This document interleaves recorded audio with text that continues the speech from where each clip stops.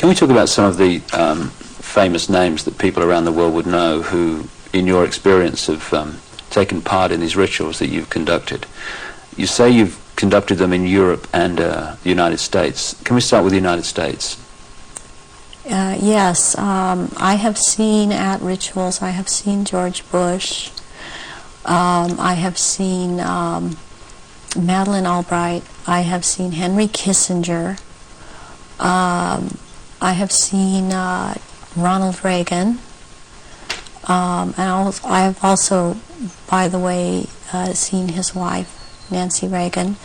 I have seen Hillary Clinton before I knew she was Hillary Clinton at the time at these rituals. She is involved. The other people that I have named and are, as I have seen shapeshift into reptilians. I have not seen Hillary Clinton actually shapeshift, but she is involved. I have seen the two sons when they were young, the two sons of George Bush present at these rituals. Are these the sons that have become governors? Yes. One is in Florida and one is in Texas. I have seen, did I mention J. Rockefeller? And he shapeshifts. I've seen George Deukmejian and Ronald Reagan again, having been governor in California. There have been people such as Newt Gingrich. I saw, and I didn't know at the time that he was Newt Gingrich. I recognized that he was Newt Gingrich when Clinton came into power, and after he was, Newt Gingrich was then elected Speaker of the House. And I was horrified to realize that this man was also there. All of this has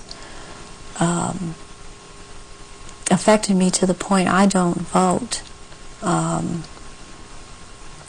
All of these people seem to all be connected to the Illuminati, and I don't feel like being part of having anything to do with them. Presidents like Carter and Ford and Clinton. I've seen Ford there. Gerald Ford. Gerald Ford, yes. Are they all reptilian bloodlines? I haven't seen Carter shapeshift. You've seen him at rituals, have you? Yes. Gerald Ford, I have seen shapeshift. And Johnson, also. Lyndon Johnson. Lyndon Johnson. Also, Dr. Joseph Mengele, who took me around to these rituals a lot of the time, was also a shapeshifter. And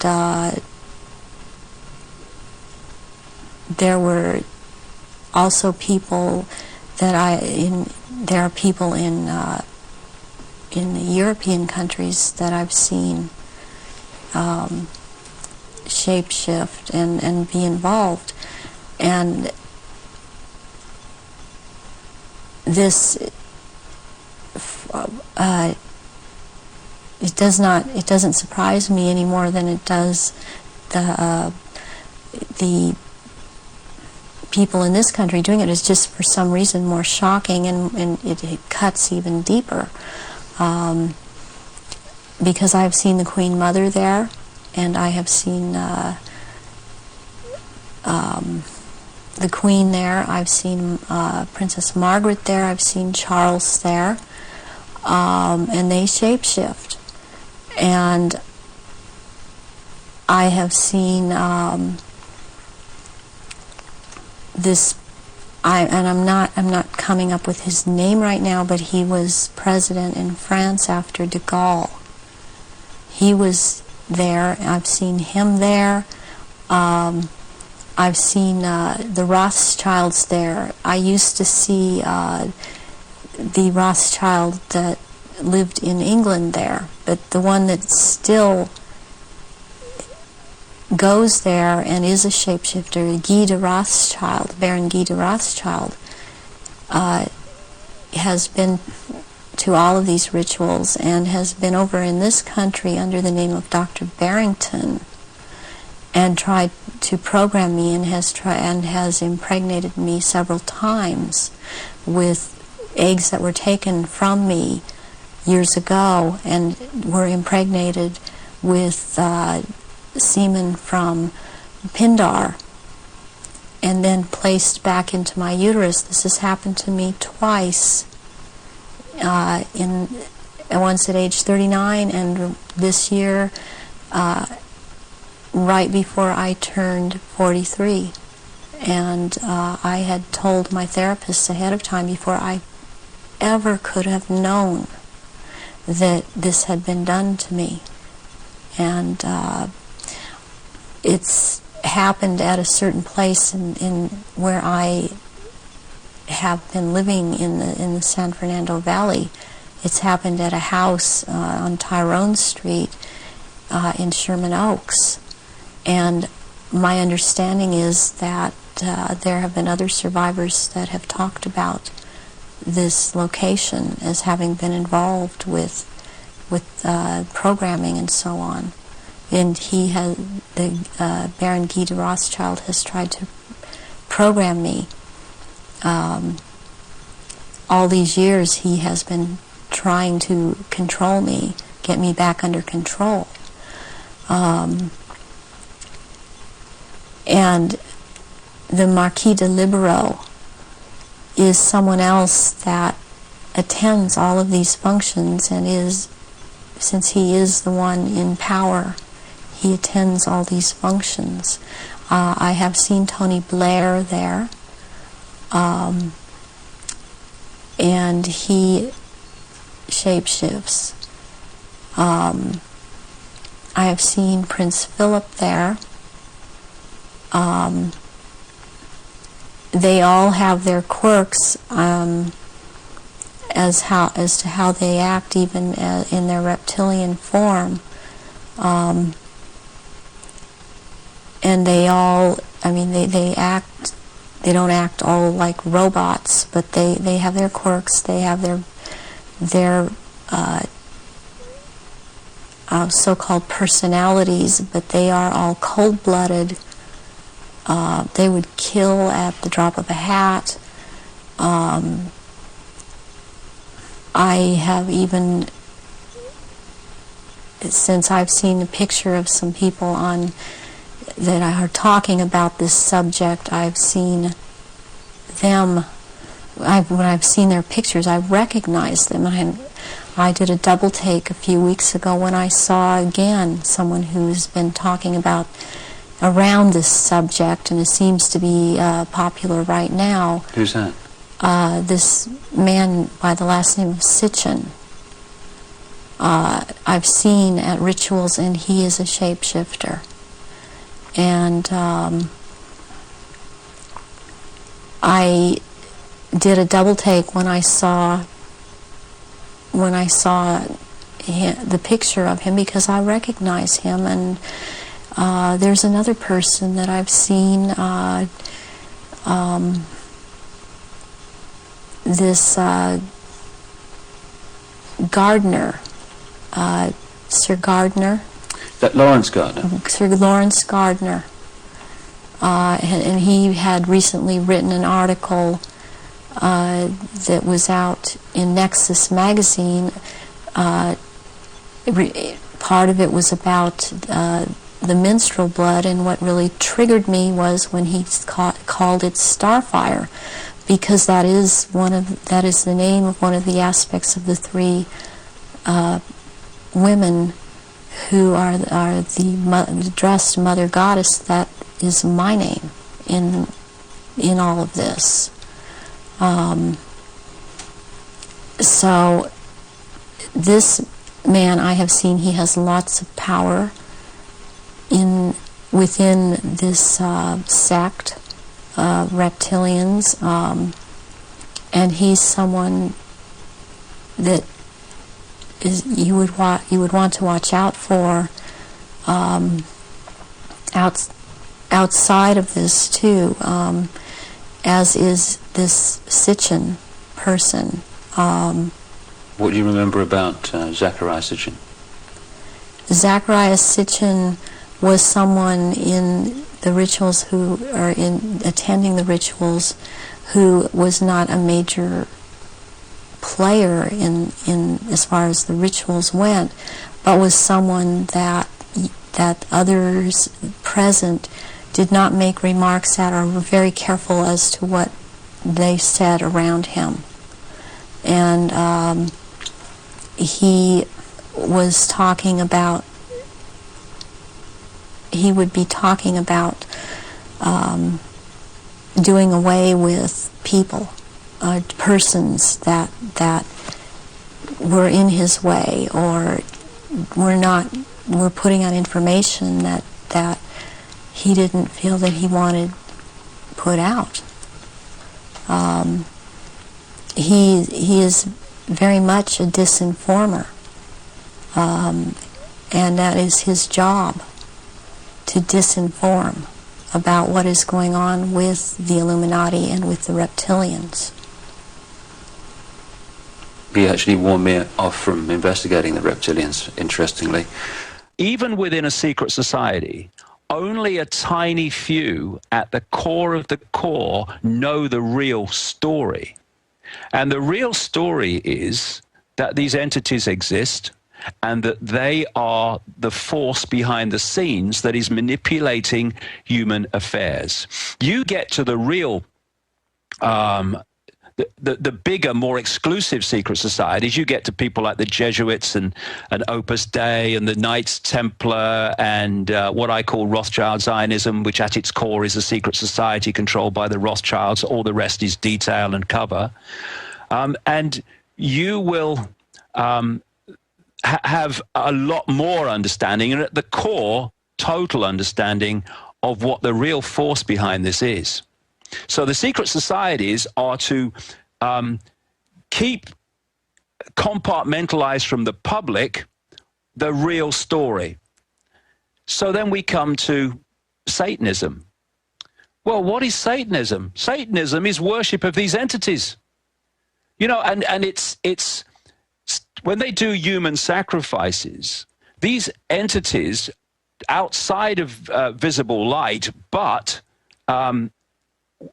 connecting into on the electromagnetic field level, they are stealing and feeding off the energy of terror that that is released in these rituals. They are systematically done and built up and built up and built up. This is why today these people are doing the same rituals they did in Babylon and the ancient world, because there's a certain sequence that creates a certain outcome. And what they want in the victim is absolute terror. And the entities are feeding off that energy on an electromagnetic level as it comes, as it's generated by the terror. And also, that terror puts an adrenaline, a particular adrenaline in the blood, and that's what the Satanists within visible light, within the ritual, actually are drinking. And this connects us into pedophilia. The energy, these entities are feeding off human energy. When Morpheus in the Matrix symbolically held up the battery and said that the machines have turned humans into one of these, that was a profound truth in terms of what's really happening. They feed off our energy. Now, everything has a frequency. And if you have a frequency yourself, a frequency range, you can only absorb energy in that frequency range. Otherwise, it passes through you, never the twain shall meet, just like radio stations can share the same space but not interfere with each other. And their frequency range resonates to the same frequency range as what I call low vibrational human emotion. Fear, anxiety, hatred, terror, all these things are within that frequency range. So the more that humans can be manipulated to generate fear, anxiety, my goodness me, how many excuses are we given for it, the more energy they are absorbing. But this brings us round to pedophilia, which also connects into the same thing. Because the energy these entities want more than anything else is the energy of children before puberty. You know, we see puberty as a hormonal change, and in this visible light holographic realm, it is. But actually, the hormonal change is just a visible light level expression of a vibrational information change going on at the deeper energetic levels of the child. And they want the child's energy before that change takes place. It's a particular purity to them.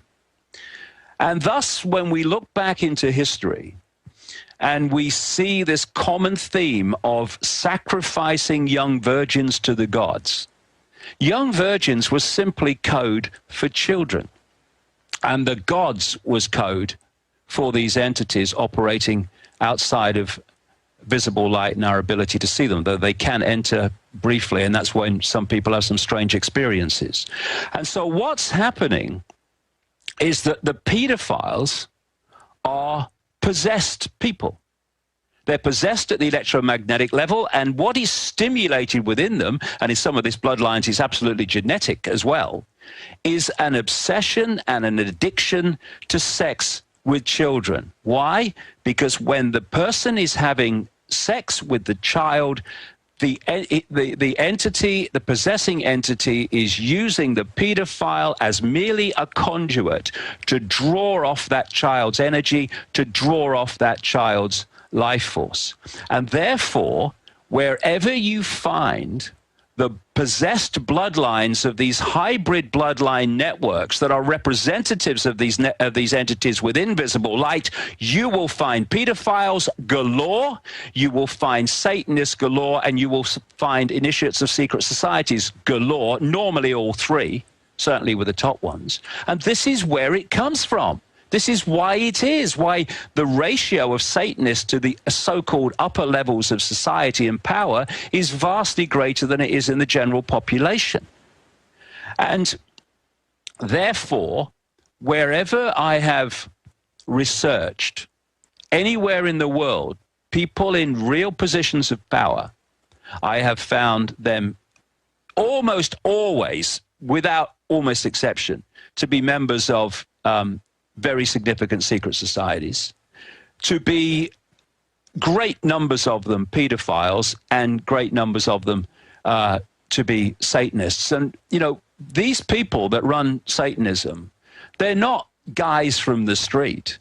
There was a guy called David Berkowitz, the son of Sam Killer in New York, who, when he went to jail for it, started a series of correspondence with a Christian minister, in which he held his hand up and said, yes, I did it, but I was a front for a satanic coven cult. And he said in one of his letters, Satanists are peculiar people.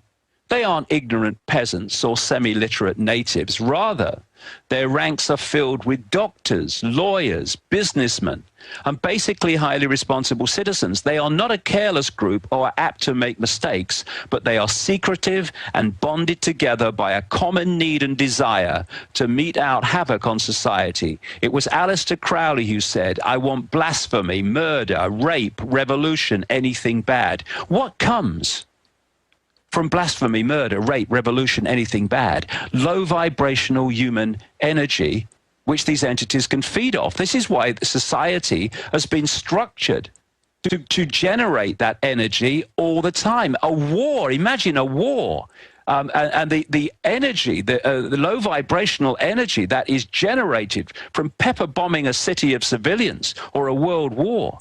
And there was a Swiss banker who last year told a Russian magazine, a magazine called Noviden, he was talking about Satanists in banking. And he said, these people are corrupt, sick in their minds, so sick they are full of vices, and those vices are kept under wraps on their orders. Many are into Satanism. When you go to some banks, you see these satanistic symbols, like in the Rothschild Bank in Zurich. These people are controlled by blackmail because of the weaknesses they have. They have to follow orders, or they will be exposed, they will be destroyed, even killed. So if we take... and so much more comes from this, which I'll go into in Wembley to explain the world that we're living in and why they do what they do. But if we take this situation that Alex mentioned earlier about this story in Britain relating to a man called Jimmy Savile. For people around the world who will not have come across him, Jimmy Savile was said to be a national treasure in Britain. He was one of the first people in the late 50s, very much more into the 60s, who became one of this new genre in entertainment called a disc jockey. And he, you know, in the swinging 60s in Britain, he would play the records, he would be on the television and the radio and all the rest of it. And then he became well known for working for charities and running marathons for charity and working as a porter voluntarily in hospitals and raising money for other hospitals. And then he died in 2011, given a hero's kind of funeral and all the rest of it. And then a few weeks ago, about 2 weeks ago, pretty much out of the blue, really, independent television in Britain produced a documentary in which they talked to a series of women who had been sexually abused by Savile when they were underage years ago. And what this did was trigger a massive number of other people to come forward, because at last they thought, oh, someone's going to believe me now at last. And they've come forward, and the police have said they've got something like 340 leads on this whole affair the last time I saw it. Well, I can tell them this, because I knew about Savile back in the late 1990s. They can double a number, triple it, multiply it by whatever they like before they've got anywhere near the number of victims of this guy. How I came across it was in the late 1990s, I went to a meeting of a few people at the House of Lords in London, the Houses of Parliament. A bit strange to be invited there. Anyway, we were in this little room, and there was 2 or 3 members of the House of Lords there and 1 or 2 other people. And I thought, what am I doing here? Anyway, people started discussing things. And there was a lady there that kept saying some very interesting things about Princess Diana. This is not long after she was killed in Paris. We're talking probably late 1997, maybe into 98. And at the end of this little meeting, I said to this lady, that's very interesting what you're saying about Diana. How do you know that? And she told me that she had a friend who had been a close friend, and he acknowledged as such, I found out later in the media, as a close friend, for 9 years before they fell out. And this lady at the House of Lords, who was not connected to the House of Lords, she was just a person that was there for that meeting. She said, I think she'll talk to you. So a few weeks later, she arrives, both of them arrive on this island where I live, and I talked to this lady that she brought to see me at length, got it all down on tape, and talked to her again at another point. And what she was telling me was the horrors that Diana went through when she was pulled into the royal family for no other reason than genetics, to produce the heir in this, because the reason that these royal and aristocratic and major dark suit bloodlines are obsessed with genetics is because they're trying to hold, by interbreeding with each other, this hybrid genetic structure of these hybrids that are representing these entities with invisible light. If they start breeding outside of this hybrid network, then that hybrid nature is diluted very quickly. This is where interbreeding between royal families and interbreeding between banking families and all that stuff actually comes from, the blue bloods. And anyway, they wanted the Spencer genes from Diana and the Windsor genes to come together for various reasons, which they've got with this guy, Prince William. Anyway, she told me about all this, and then she started telling me about the pedophilia that went on, and Lord Mountbatten's connection to many things. This guy that was killed apparently by the IRA in his boat. I would fundamentally dispute that for my own information. But anyway, this whole cesspit that we call the British royal family was revealed before me in detail. And then, out of nowhere, this is about 98, she mentions this guy, Jimmy Savile, who was just a kind of disc jockey, and how close he was to the royal family, how Diana couldn't stand it, and how he was so close to them. And, you know, the obvious question was, why are the royal family close to this bloke? And then I was told not only about Savile and pedophilia, I was told about his necrophilia, his addiction to sex with dead bodies. And this suddenly, whoa, here we go. Why does this guy volunteer as a porter in hospitals? Well, they have mortuaries, that's why. And it's now, as a result of this television program, it's coming out that Savile actually was into his charities to get access to children. Well, it's something else. He was in the hospitals to get access to dead people. And these people, these bloodlines are beyond anyone's normal imagination of sick, I can't tell you.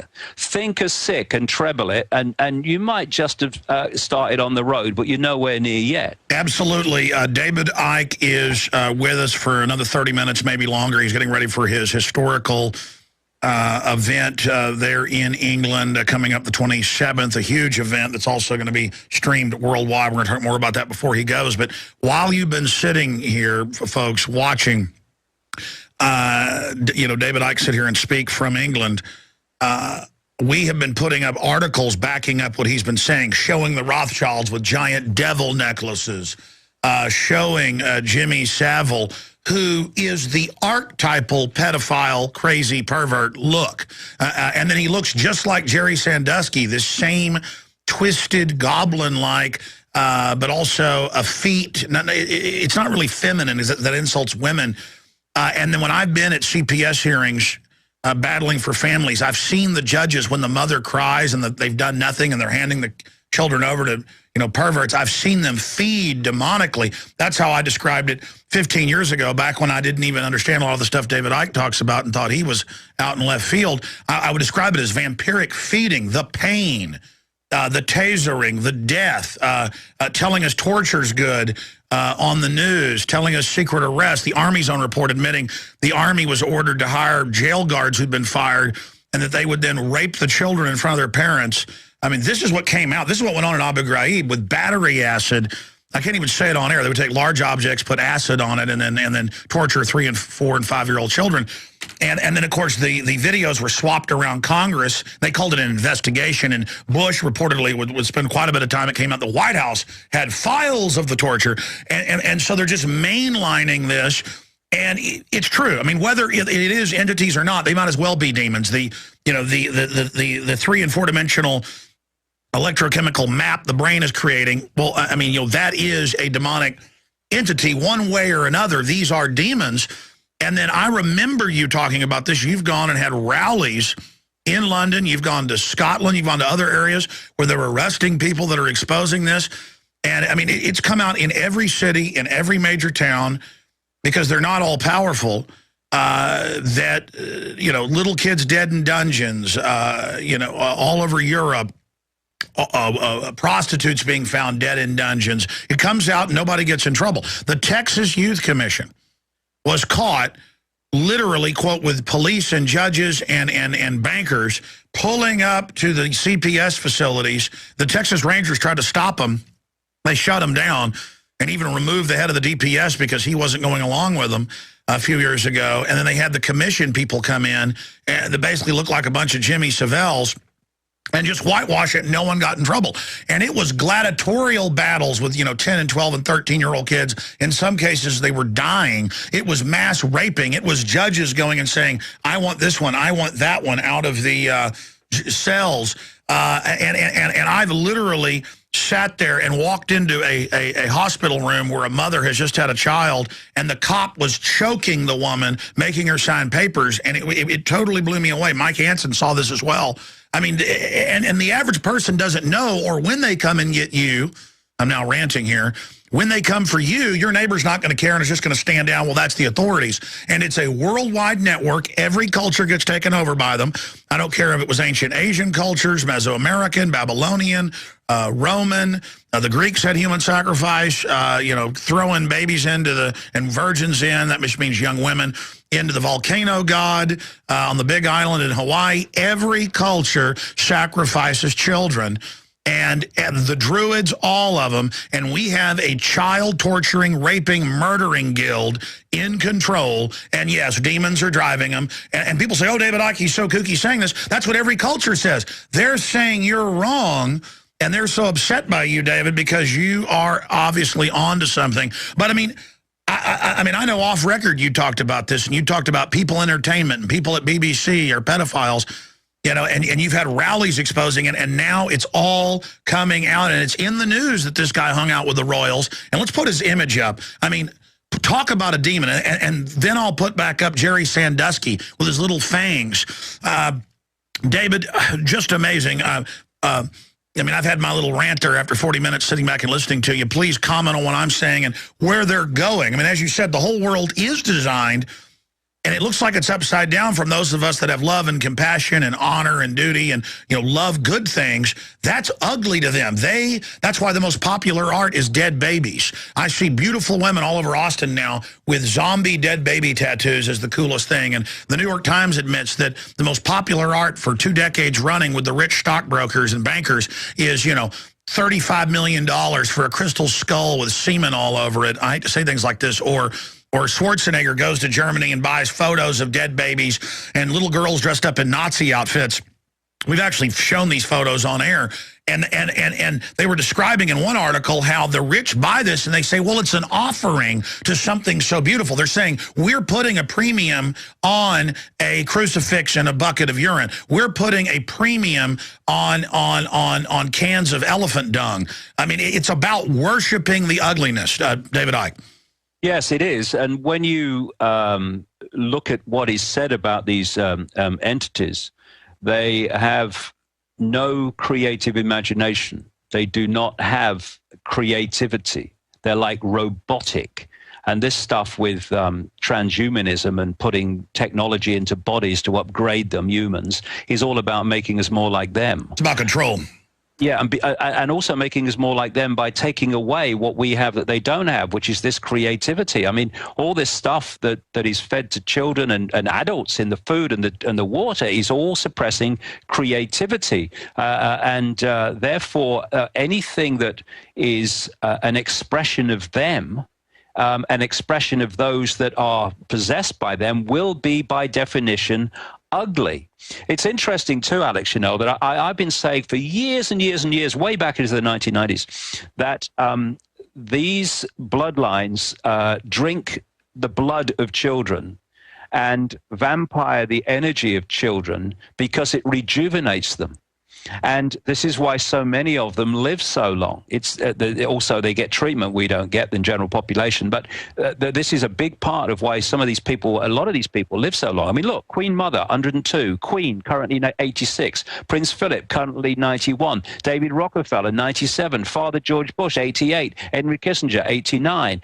And there's a story that I saw this very day where researchers are saying that in experiments on mice, they found that older mice are rejuvenated by being infused with blood from young mice. Vampires, vampire mice. Yeah, so that what they're doing, and now so many things have happened actually in the last 10 days. By the way, I put a photo of Jimmy Savile on. He literally looks like Emperor Palpatine. He is the textbook demon Nosferatu goblin creature. Yeah. So what they're saying here is absolutely right. They don't realize the significance of it. That if you do, these people do drink the blood of children, and it reinvigorates them. It gives them the life force of youth, which gives them longer lives. But you mentioned Savile there, and there's a big important point here, Alex. What is happening at the moment in Britain, and it's all in the media. I mean, it's everywhere here, Jimmy Savile, and all the stuff coming out. But it's basically being held at the level that here was a stunningly widespread paedophile over decades and all over the country. And it's being kept to overwhelmingly to the fact he's a famous paedophile that's been exposed. The bigger story behind that is not being focused on, although I'm doing my best to get it out there. And that is that he was a procurer of children for rich and famous people. So was Sandusky. That's now being confirmed. I mean, and again, he ran a giant program helping at-risk kids. That's kids they'd already drugged up and stuff. Now they're saying in our news they want to drug all children with Ritalin and Prozac. They're going to improve us. And it shows kids with huge zombie eyes, and huge black circles saying, this is wonderful. And let's institutionalize everyone. Let's just, it's just, and let's have weirdos like Sandusky ruling over us. I mean, you can look at Sandusky. You can look at Savile.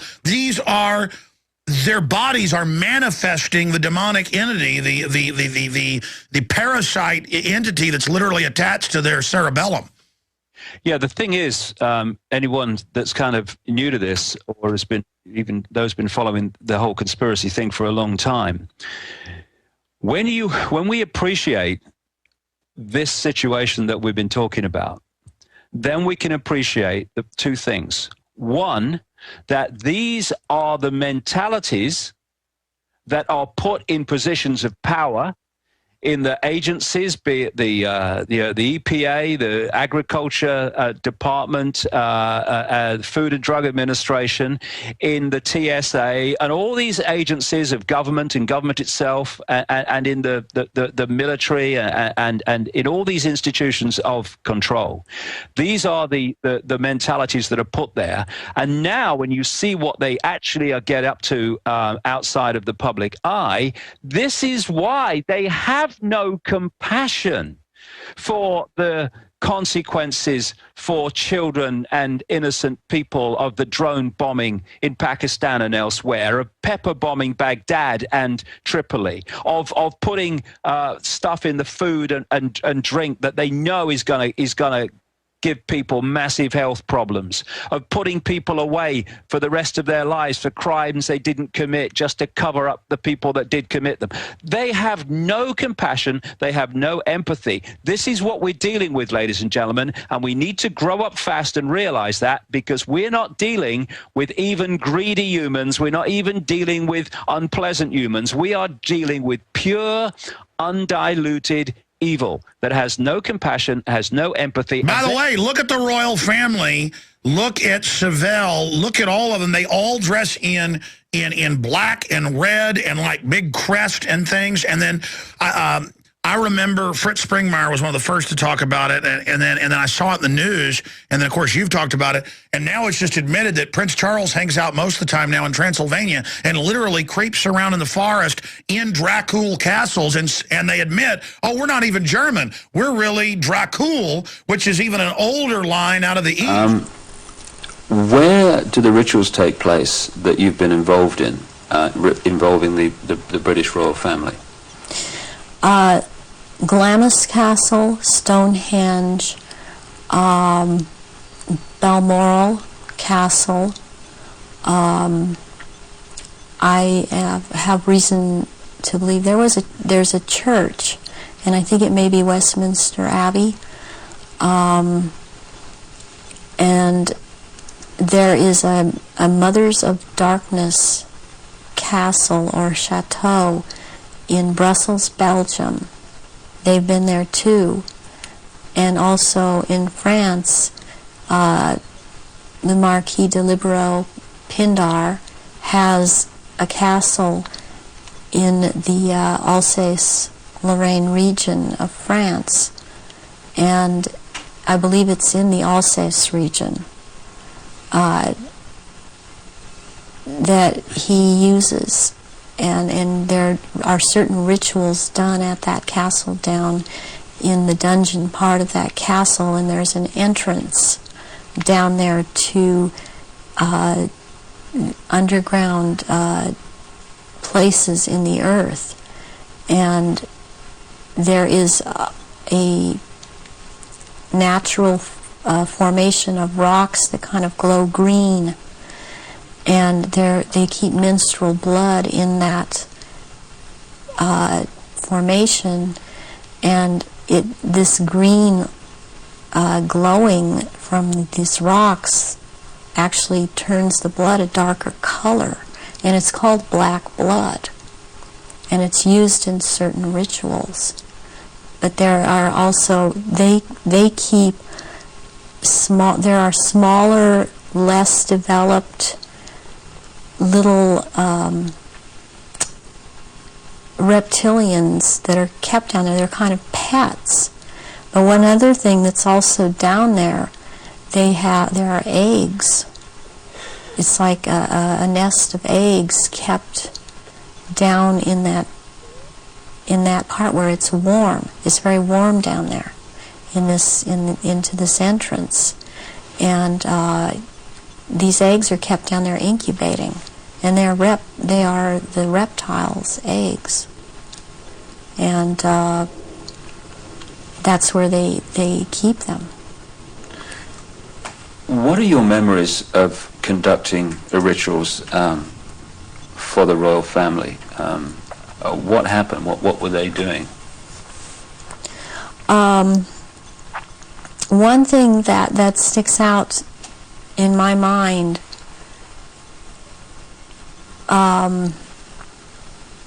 is that there was before. This was back in the late 70s. This was before Charles was married to Diana. He was involved with Kamala Parker Bowles, and she does not shapeshift, but she became pregnant by Charles, and she produced a baby, and this baby was presented at the ritual and killed, and that is the price, the firstborn between these two, and eventually these two will marry, and that is the price that is to be paid, the sacrifice of the firstborn between a union of these two people. And I've seen that there. Something else that sticks out in my mind is that it was around the late 80s that I saw a very kind of dark man he was Arabic.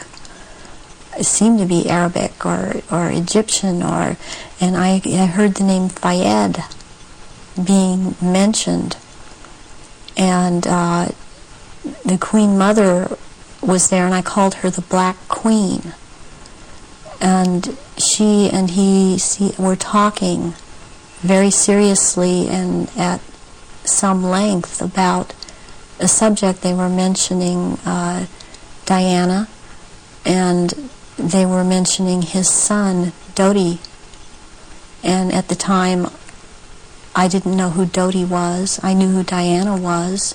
I never saw her at any rituals. Where did this conversation take place? This took place at Balmoral Castle. And I heard them talking about a marriage between these two, and I thought at the time, well, she's married to Charles. How can there be a marriage? She's married to Charles. I didn't understand why the Queen Mother and this person that I now know to be Dodi Fayed's, because I heard Fayed, Muhammad al-Fayed, talking, and I'd seen them together at, I saw them at Balmoral Castle. I overheard the conversation at Balmoral, but I'd seen them also at Mothers of Darkness Chateau in Brussels, and they were talking about a union between Diana and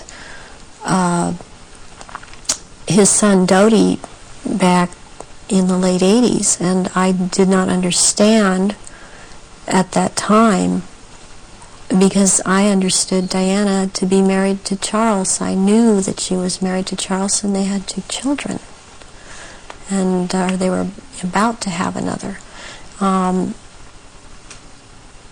And the Queen Mother, all I could pick up was that for some reason that there was a malevolence towards Diana, and Diana I had never seen at a ritual. I wondered what she knew about all of this.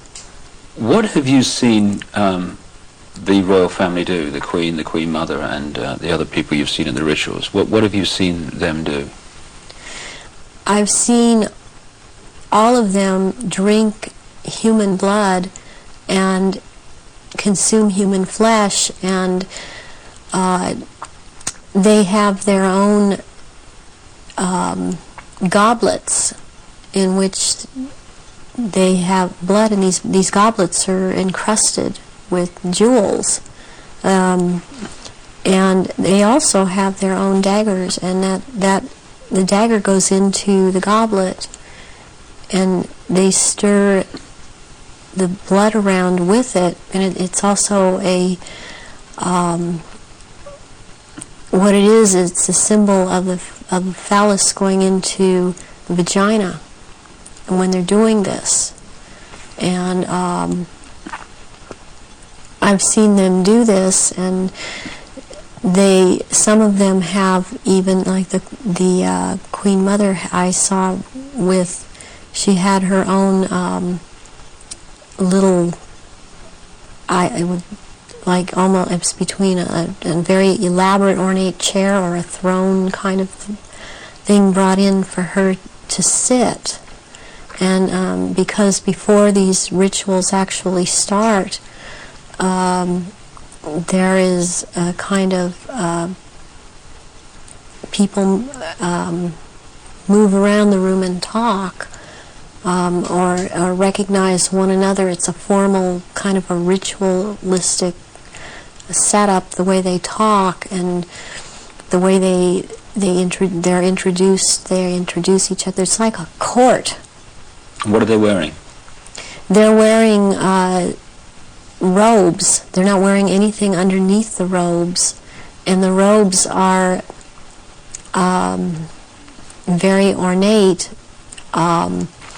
They all have, the one thing in common they have is they have a red color like blood, and some of them have purple, and they have gold kinds of lines running through them. They have the Merovingian symbol of France, the fleur-de-lis, and there are jewels that are sewn in at certain points on these robes, and they wear these robes, but they don't wear anything underneath the robes, because what is going to happen, what the rituals are all about, they're going to shapeshift, and they can't have anything on under the robes.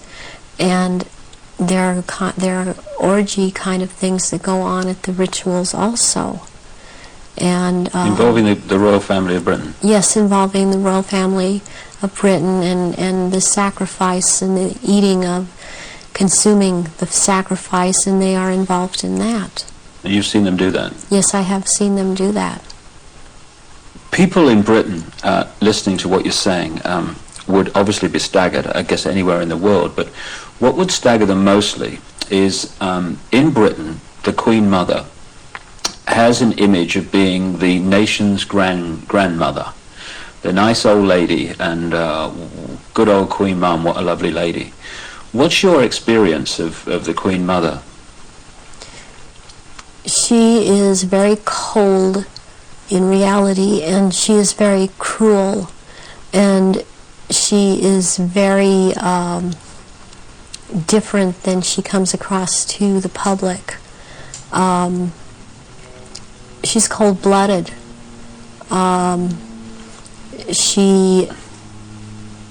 If she feels that you are someone beneath her, even in the Illuminati, that you're at her equal or your station is above her, she will not speak to you, she will not recognize you. She obviously, from what I see, enjoys consuming human flesh. It's sickening.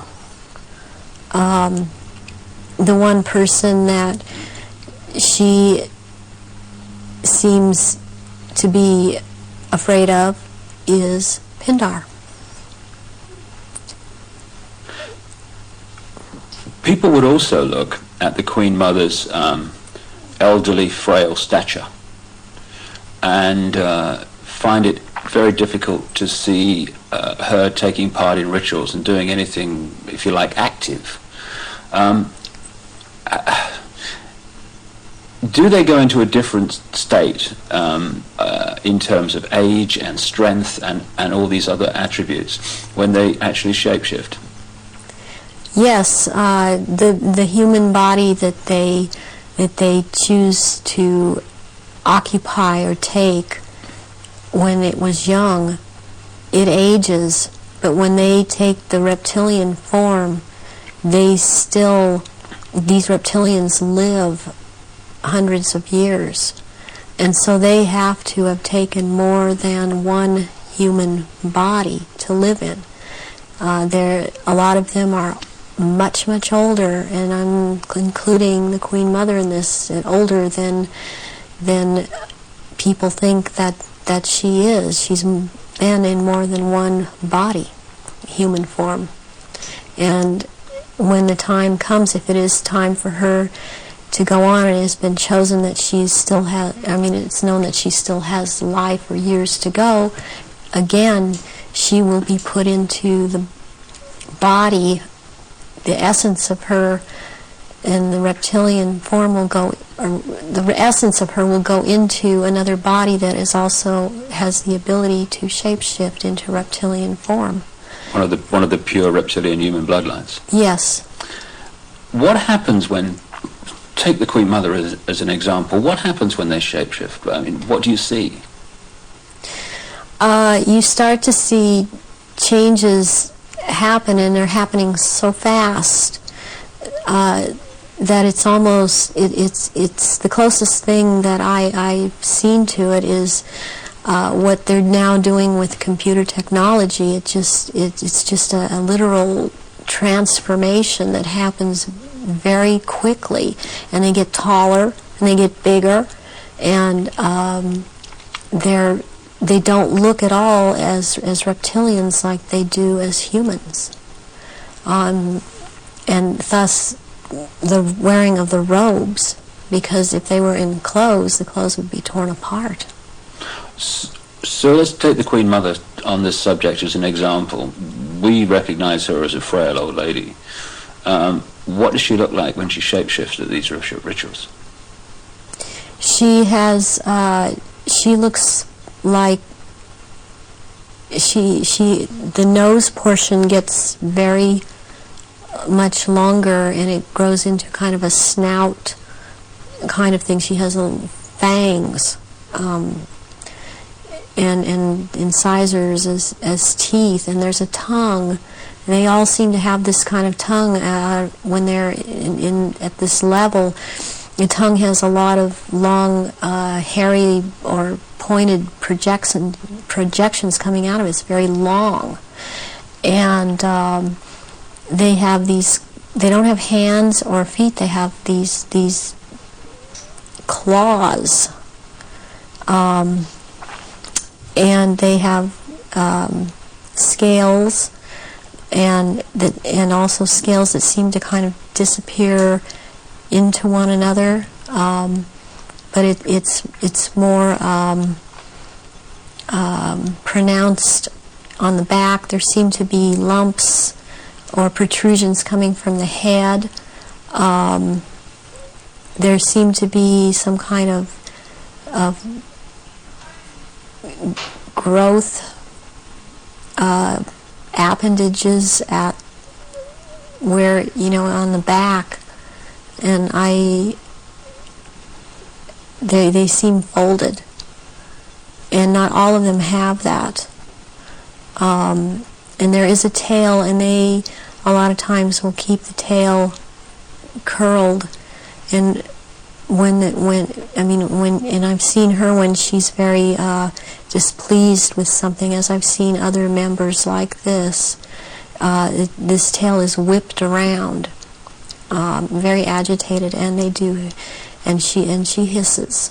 What color are they? Which one in particular? Take the Queen Mother as an example. She's kind of a beige color on the underside, and by the time you're going up around to the back and the tail and the top of the head and on top of the nose, snout, whatever, it's coming to a very they're dark speckles or large speckles of dark browns, and the eyes usually they're large. They look like they're very round, and they look like they're coming out of their sockets, and very protruding, and usually the color ranges from a beige to a gold to a dark greenish gold, and then there's this dark slit up and down, a vertical slit, and and the eyes will look hooded, and when they look hooded, it's a very frightening thing, because it seems that when the eyes are hooded, they're about to do something. What do you mean by hooded? The lids come down, and it's almost, I guess it would be the same thing in a human as an expression of someone's got an idea. And how tall are they when they shapeshift? They're just about 7 feet tall. Some are a little shorter, or to a foot shorter. Some are a little bit taller than 7 feet. So what would the Queen and Prince Charles look like in their reptilian form? As to height? As to general appearance?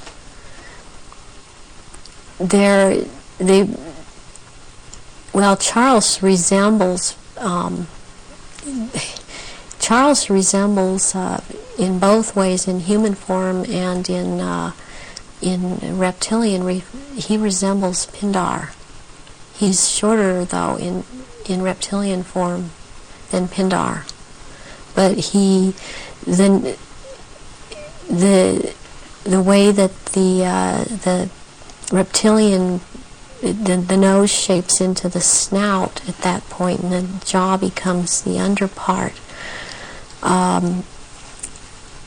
It's very much like Pindar, and his mother doesn't look quite the same as he does. But what does the Queen look like? The Queen, she's darker, not quite so pale. She's darker. All over, she doesn't have the amount of I would call it freckling. It's more like a gradual, like the skin is gradually getting darker. It's more smooth. And she does have the lumps up on around her head and down the tail, the spine. Charles has the tails down around the spine, and funny enough, he has the protrusions from the skull in the reptilian form, where about or above, right above where it seems like his ears would have been. What is it about the rituals that allow the shapeshifting to happen? When the victims are starting to be sacrificed, it's the scent of the blood, and they start shape-shifting at that point in time, and they can hardly wait to get to the blood. It's like they're addicted to the blood, and then the consumption of human flesh that follows. What have you seen the Queen or any of the royal family do in relation to that? Have you seen them sacrifice and consume human flesh? There are certain times when they will actually do a sacrifice, or there will have been someone doing a sacrifice and it's not happening fast enough for them. So they will step in and finish it themselves, because the ritual has to be gone through. It's sacrificially, ritualistically, it has to have been gone through, and they will step right in and just start tearing the throat out, and they're getting all this blood from the jugular vein at the same time. And that has happened when there are many there that are going to be sacrificed, and they just can't wait, and tearing into the contents of the abdomen and stomach of a victim afterwards. Who have you seen do that? I've seen the Queen Mother do that, and Prince Philip and Charles. I've seen Guy de Rothschild do this. It seems that I've seen it more among royalty, or so-called royalty, do this than people that are not titled. That they don't seem to. They seem like it feels like they don't dare, but they shapeshift nonetheless. But it's like the royals that step in and just start tearing away, as they can hardly wait. How long can they hold the reptilian form in these occasions? During the rituals, it's much easier for them to hold their reptilian form. They can stay in that form. What it is that they have a hard time holding their human form. And as long as they're around blood and the scent of blood, they can't hold human form. Right. Where do you think the story of Diana fits into all this, in terms of the ritual that you know about and the royal family background that you know about? What was all that about? What happened in Paris? Diana was a ritual sacrifice because she's named after a goddess, Diana. She was chosen from before birth for the purpose of which she served. I understand and very well and am very empathetic towards Diana, because in a way it parallels what happened to me, to have served your purpose, had 2 children, and then be tossed aside. And to her horror, though, she obviously never attending a ritual, she knew something was happening, and she knew what was going on and could not be trusted to be at a ritual anyways. I don't think that Diana would have attended a ritual. I don't think that they could get her to cooperate in this because she actually saw for herself that this was going on after she married Charles. Was there any way, when Diana was married to Charles, without attending a blood ritual, that she could have seen him or one of the others become a reptile? They have a tendency when they're asleep to shapeshift, and they have to consciously hold their form, and when they're asleep they have a tendency to not hold human form and to shapeshift into reptilians. And there could be other things that happen. You know, I'm thinking about the times that Diana would have gone through a menstrual period. Well, that would have also really triggered some of these people in the royal family that are reptilian around her to want to shapeshift, or any woman, any human woman in that household that would be having a period, that scent of blood would tend to cause a momentary shapeshift. What was the whole, what appears to be a ceremony surrounding her assassination? What was that about?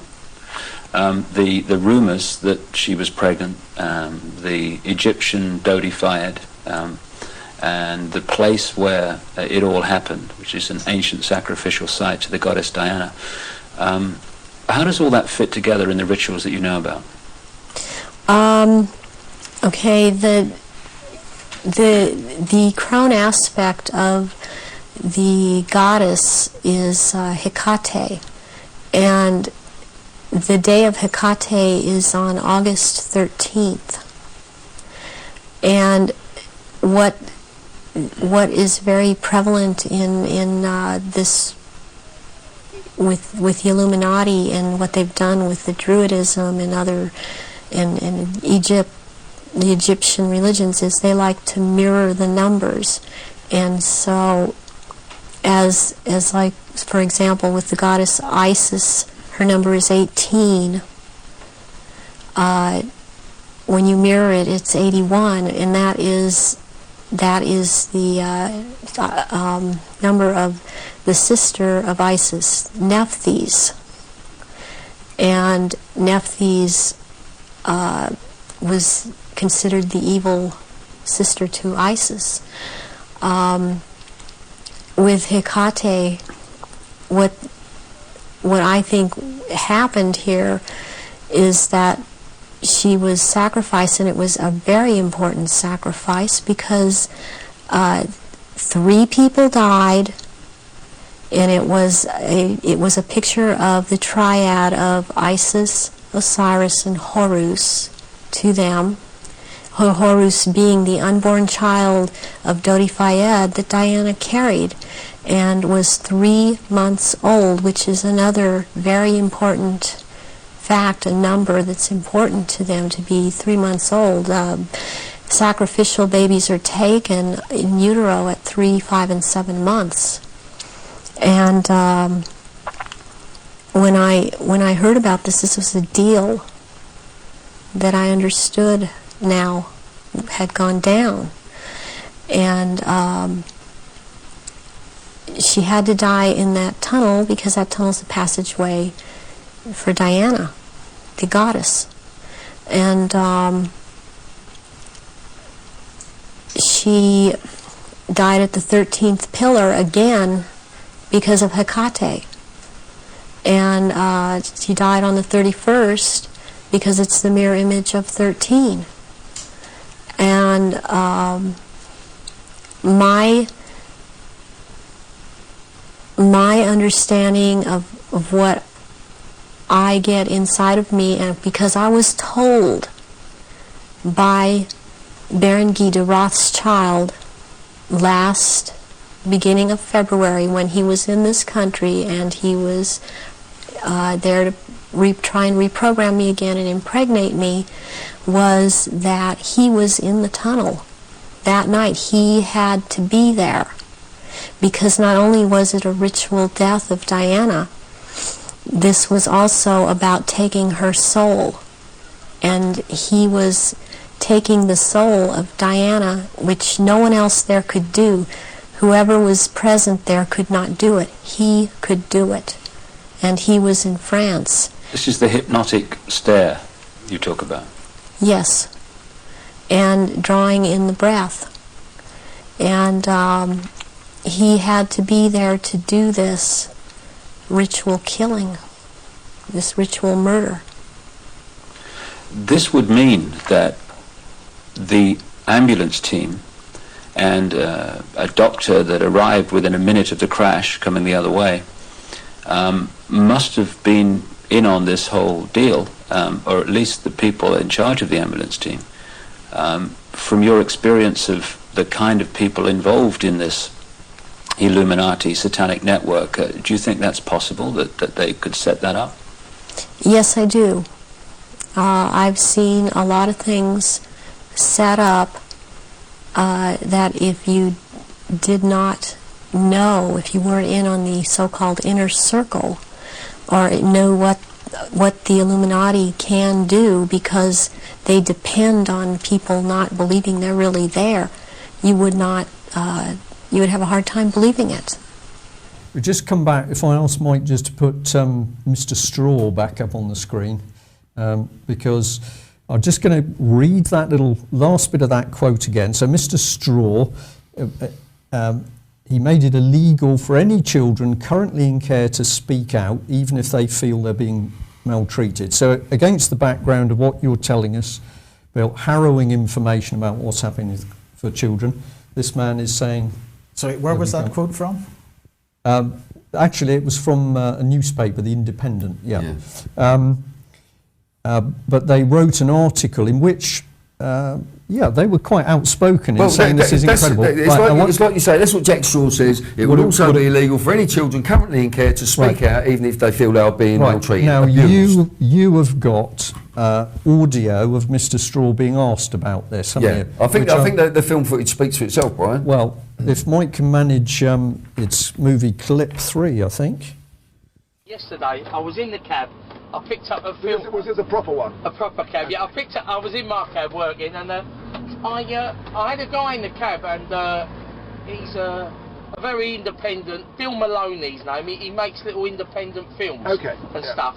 And I didn't realise he's working on one now about child abuse, and I didn't realise he said to me to say to you, why in 2009 you made it illegal or for any children in care to speak out about being ill-treated. Did you do that, Jack?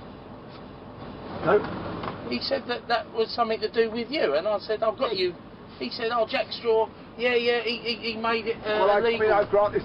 Children in care to speak out. I said, well, I'll ask him that tomorrow. One gets involved in so much that occasionally you have memory lapse, but I think I remember that. I don't remember. I mean, it's not. Amongst other things, it's not my area of responsibility. I mean, actually, I don't know where it's coming from, because one of the things I've been doing is to try and open up the family courts where a lot of these issues get argued about, and so that people, the press would not be able to report the names of the kids or therefore their parents, but they would be able to say, well, this is a really odd decision, and I've had, frankly, a very big fight with the some of the people in the family courts and the children's organisations who want family justice, so-called, to remain a secret garden. So you can say to him that I don't know what he's talking about, but if Well, I think what we missed at the beginning of the clip was the explanation. What the audience don't realise is that guy, the black cab driver who Jack Straw blatantly lied to, was a friend of mine. And he was given the job because he does acting as well. And I trained him as an actor, the guy, the cab driver. And one day the Sun went to him because they was looking for someone who could pick up, I think it was the last election, they could pick up politicians and they'd talk in the cab, and then the Sun would put it up on their site, you know what I mean, and people could see it. So Jack Straw blatantly lied there.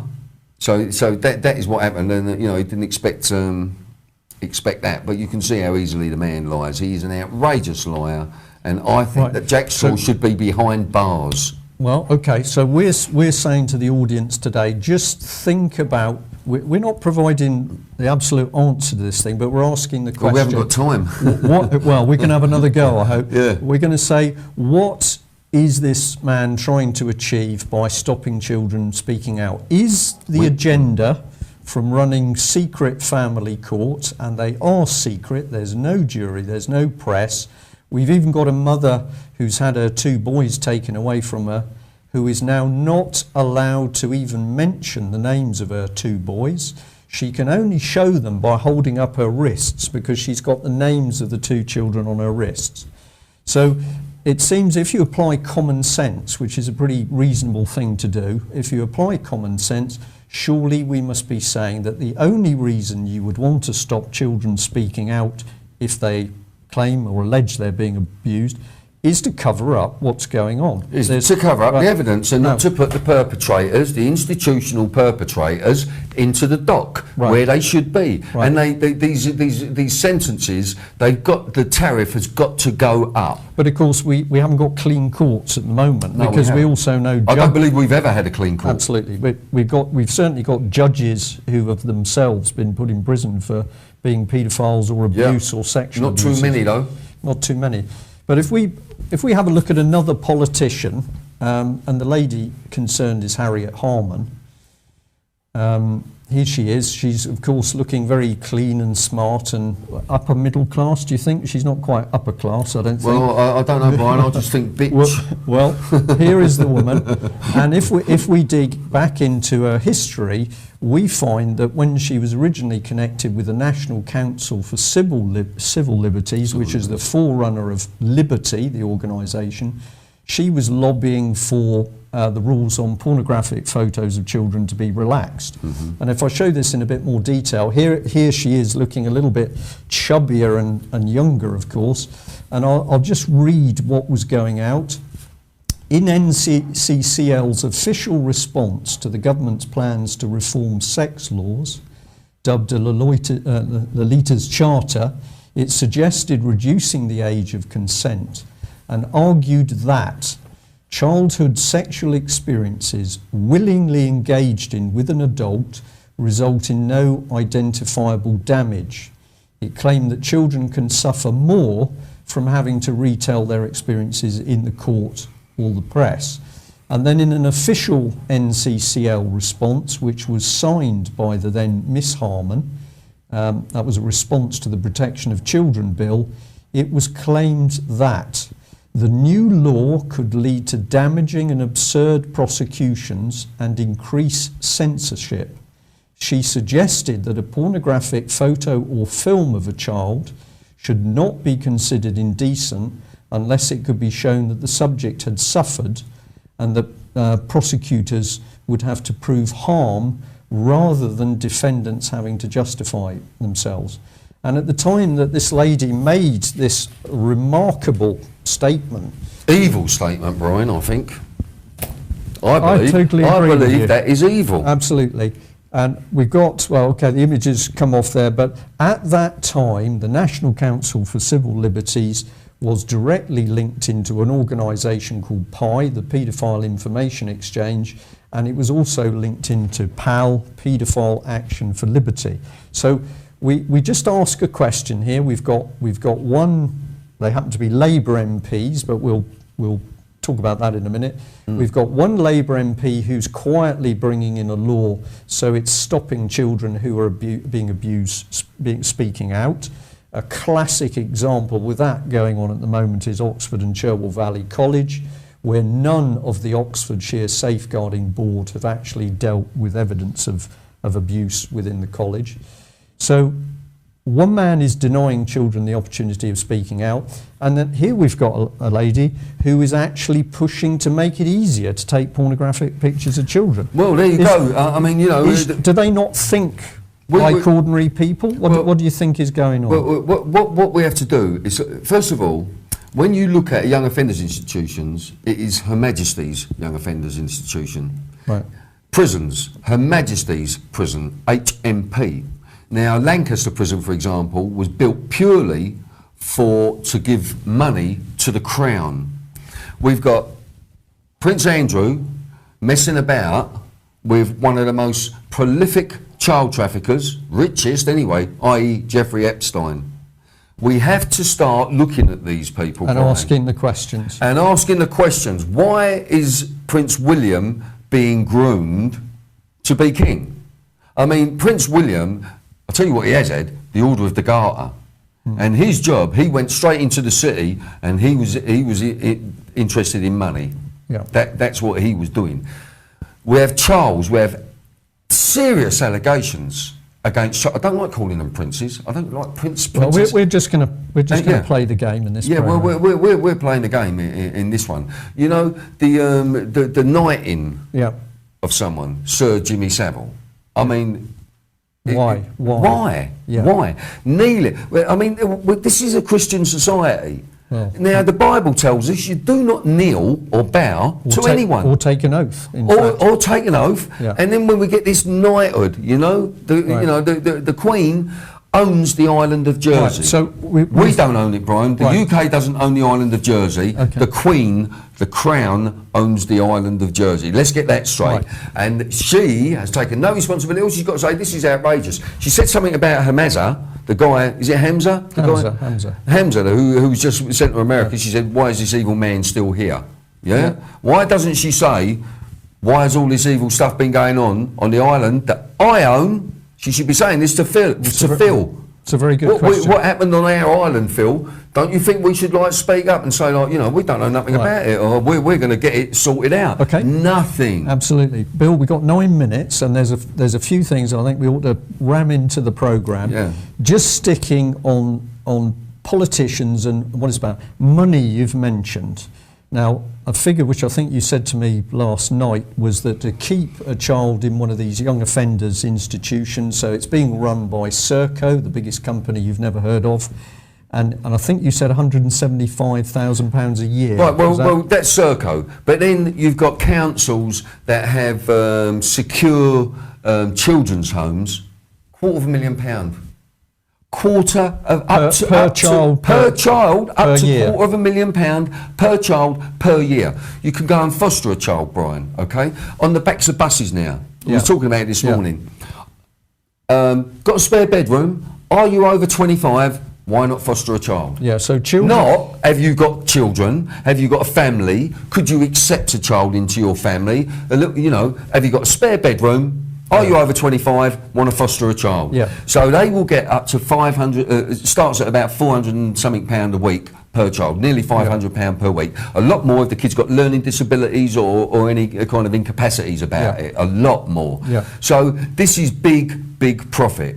And that is why the kids have not been put out for adoption, because the money is in the fostering. Yeah. Well, we know even with the legal fees around family courts, we're talking about a minimum of £20 billion a year. Crazy. And if we tot up the sort of figures that Bill is talking about here, and please go away and audience, please go away and check this stuff yourself. We're also talking about tens of billions of pounds around. Children are big money. Yeah. Now, the could I just say one thing quickly? Yeah. That people say to me, Bill, why do you think these people are killing the children? Why are they burying them? You know, Lenny Harper's investigation, you know. Lenny Harper's investigation. You must see, you know, please watch Sun, Sea and Satan. If you don't watch any more of our work, just watch Sun, Sea and Satan. You know, it's, they say to me, why do you think these people are killing these children, Bill? Because today's victims are tomorrow's witnesses. You've got to get your heads round this. Today's victims are tomorrow's witnesses. If you've got a good life, but you've killed a child, it's got to come back on you. You know what I mean? Absolutely. If you don't actually kill them. Right, let's get in our remaining little film clip if we can. And this is where you had the opportunity to speak to Harriet Harman.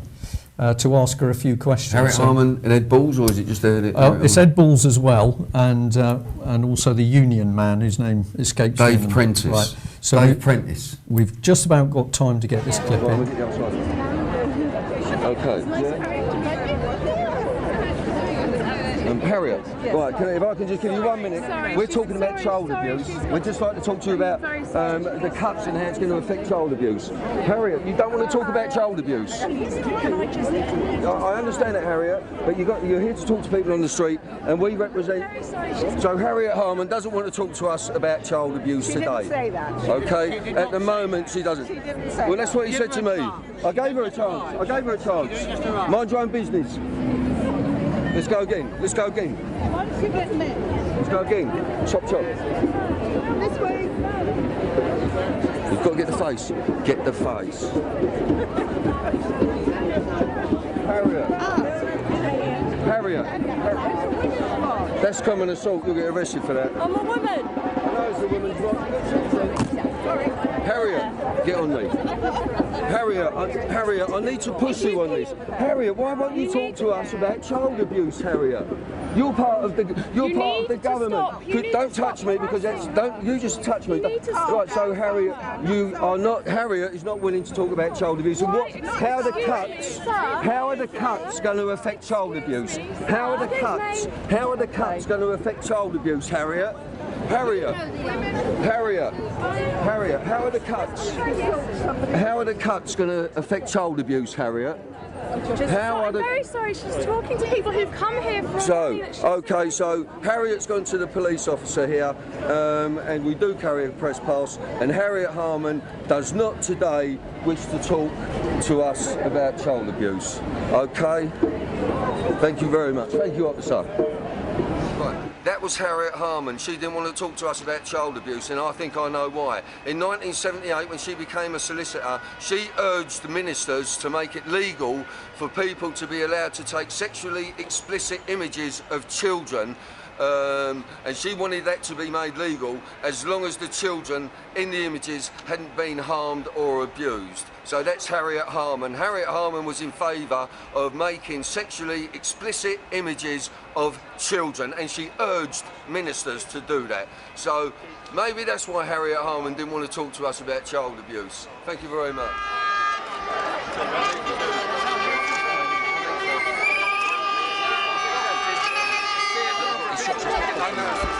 It's Bill Maloney, and I represent a film company called Primass Films, and we're interested in what the cuts are going to do against child abuse and young offenders institutions. Hey, mate, I think it's very important we make... I'll talk to Ed, not you. You're here to talk to people. I'm just on the BBC. Ed, I represent the lower working classes, and I'd like to know what you're going to do, and what your government... Let that girl alone. I want to know what you're going to do to help child abuse. And you've been talked about this before. What are you going to do about child abuse in our young offenders institutes? Bill, yeah, so you don't want to talk about it. Well, talk to me about it. Let go. What are you going to do about institutional child abuse operating in this? There you go. Yeah, there you go. Well, so they don't want to talk about this subject. They don't want to talk at all. No, they don't. Right, we've got a couple of minutes, just a couple of quick slides to put up. This one turns me cold. We now know what's been going on in the BBC, and this is the BBC a few years ago, where the BBC were advertising children for adoption. They had a magazine called Families Wanted. I have a copy of that magazine. You open it, children being advertised like puppies or iPods. Yeah. Where are these children? Where have they come from? Have they been willingly given up? So that's one. The second one is that we know that the BBC is highly selective. It doesn't want to get involved with the Holly Gregg case. Down syndrome girl abused. The BBC doesn't want to get involved. Once again, institutions. Right, and here is Kevin Annett, a pastor who's been warning about the abuse of children in Canada, but with links back to Britain. He's now been banned from Britain. And links to the Crown as well. Our Queen and Prince Philip going out to Canada and taking 10 children from the smart class of a school, and those kids never been seen again. And then they're prancing around, hanging around. Look at Jimmy Savile. Put this image up of him with like some vampiric crest around his neck with red shades on, and then next to Sandusky. I mean, these are Nosferatu. These are undead. That is what they are. I've been around them. I've been at the CPS courts, and I'm a strong man fighting for these families, but I literally couldn't do it anymore because I was watching them suck the energy out of the crying families. The more innocent, the better. And when the cops drag a little kid away, they're feeding. And it's not the average cop. They have special pervert cops that have the same giggly pig faces, the little goblin faces of Sandusky and stuff. It's like a vicious hate, but also a weakness. You know what I'm talking about, David? Yeah, the thing that you just mentioned, Prince Charles and Vlad Dracul and the family from whom Bram Stoker gleaned his Dracula. Dracul. Exactly, and it was all related to reptilian imagery, and they were members of an elite order going back to ancient Egypt, probably further, called the Order of the Dragon, its short name anyway. And this is a point I made earlier, if you remember, about I talked about entities possessing these pedophiles, and I also mentioned about the fact that in many cases it was genetic as well. The attraction, the desire for sex with children was genetic. Well, it is, because you see, these particular hybrid bloodlines have a different information field to the rest of the population. They're not the same.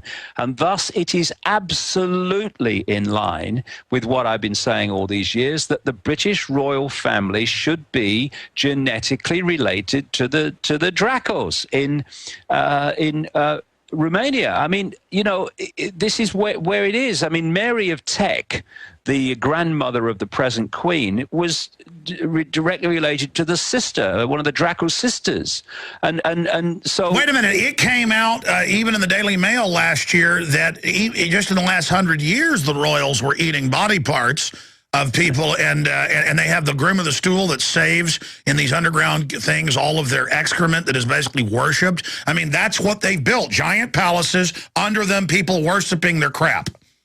If people, and they're going to, but if people, when people realize who the British royal family really are, who the Bush family really are, who the Rockefellers really are, who the Rothschilds really are, and all these people, they are going to be beyond shocked. But going on for the Savile story, the procurer of children part of his whole deal is very, very important, because around the media and people in general in Britain at the moment, they're saying, how come there were people reporting him to the police and nothing was done? How come that he worked at the BBC all those years, and people in management who were given rumours about him and what have you, and what he was doing on BBC premises, by the way, some of it, but he was left alone. It's because as he said in various newspaper interviews and television interviews over the years, I'm untouchable. I can do anything I want. Nothing can stop me doing what I want. Why? Because these procurers of children, they go two ways. One, they procure children and they're safe. They're not going to talk out and reveal what's going on. They are left alone. The others, they appear at some point to these people not to be safe. Maybe this guy might blab. Well, they disappear and they're no longer with us. But the Saviles know how to play the game. And he said in an interview with Esquire magazine. He was talking about the royal family and why he was so close to the royal family. And he said, the thing is, I get things done and I work deep cover. I've known the royal family for 1,000,000 years, he said. So once you've got these rings and you've got the procurer, then his back is the back of the rich and famous. So they put these people into the judiciary, into law enforcement, into media ownership, into banking, into government, and therefore everyone watches everyone's backs. And that's why Savile got away with it so long, not because he was just a paedophile, but because he was procuring people for children for these rich and famous people who were watching his back for him. And I mentioned another guy, Alex, in a book called The Biggest Secret. The first edition came out in 1998. And his name was Edward Heath. He was Prime Minister of Britain from 1970 to 74. And I named him in that book as a Satanist, a child killer, and a pedophile. This man was beyond... And let me just stop you. I know we'd privately, talked about some of this, and I've read a lot of your books, but had you already named Savile before this came out? I've named him to people I spoke to, yeah. Absolutely. I've named him to a lot of people. Because I remember once during a break we were talking, and you're like, Alex, this is real. I'm going to be protesting. I'm going from memory of like 3 or 4 years ago when you were protesting around the country. And he's like, the children show people, and this guy and that. And I remember you saying it, and I'm like, okay, well, don't say any names that aren't out yet, because, they could sue us. But wow, I mean, I distinctly remember you talking about him. That blows me away. I've been talking about him since I was told about it in 1998 to anyone that would listen. But of course it was like, Jimmy Savile, he would never do that. Please, here we go. But the point about Edward Heath, don't worry about him. He died in 2005. But I named him 7 years before he died. No, you named it in the book, and he didn't even come after you. He didn't. But what's interesting is the connections are now starting to be made between Jimmy Savile and Edward Heath, because of Savile providing children for Edward Heath. And there's another connection, which is this children's home in the Channel Islands on Jersey, which is only 9 miles by 5, which came out a few years ago, and some genuine policemen were on the case, and they got kicked off because they were getting too close to the big names involved. Same with the genuine policeman that started off investigating the Mark Dutroux child murder and paedophile case in Belgium that was getting too close. They got rid of him as well. And this is the way it goes. You see, first of all, you've got these bloodlines that are addicted to sex with children for the reasons I've talked about. They then need procurers of children to provide an endless line of children for them, and the procurers need children. And this is why these networks invariably are always seeking and often succeed in hijacking and taking over children's homes all over the country and all over the world. Of course, the Boys Town in Nebraska is a classic example of a place where so much of this stuff has been reported to go on. Well, people like John W. DeCamp.